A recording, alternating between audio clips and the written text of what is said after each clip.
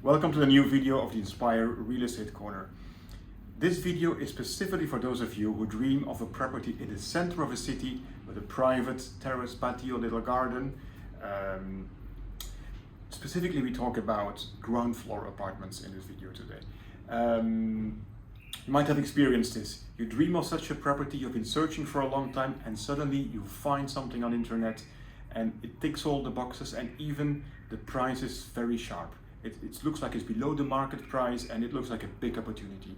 The seller tries to convince you that it's a unique property, you have to move quickly because there's more demand because of these external space.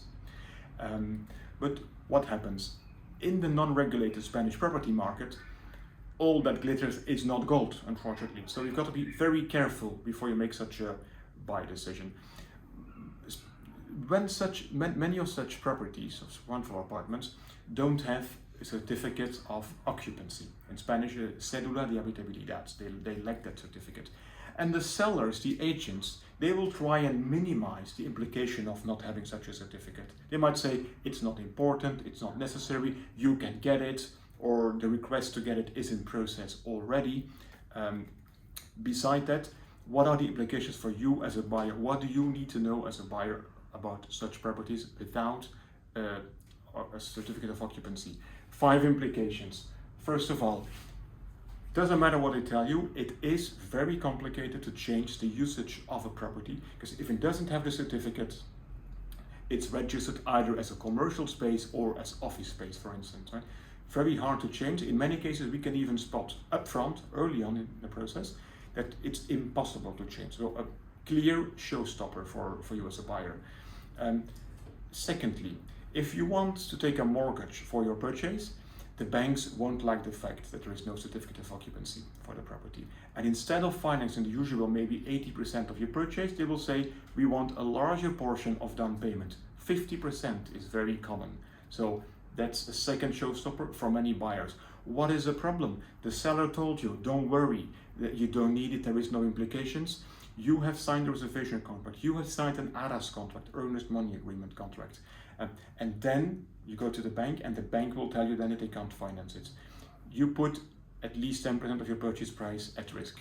3, it's not legal to rent out a property without that certificate, keep that in mind. 4, you will find problems with many insurance companies not willing to insure your property properly. And that has, of course, risk implications towards the future. And 5, if you want to live there yourself, and there might be people living actually today in that property, or might even be renting it illegally, that's not a guarantee that it's legal, you won't be able to establish your official address at that property. That has other implications, maybe for social security, for the health system, maybe for schools, for your kids, etc. Keep these 5 things in mind. If you believe they are important, check them before you would even proceed with a reservation and offer for such a ground floor apartment without a certificate of occupancy. And if you're serious about buying, if you're thinking of changing from renting to owning a property and therefore buying a property, let's talk. Tell me your plans, and there's a first consultation totally for free. We do 2 things in that first conversation. 1, I need to understand your plans better, so I listen to you. And 2, I'll give you my independent opinion, recommendations. I'll tell you what I would do in your situation. No cost, just for free. Reach out to us, and if you got doubts, you get my opinion for free. Think about these 5 points. See you in the next update.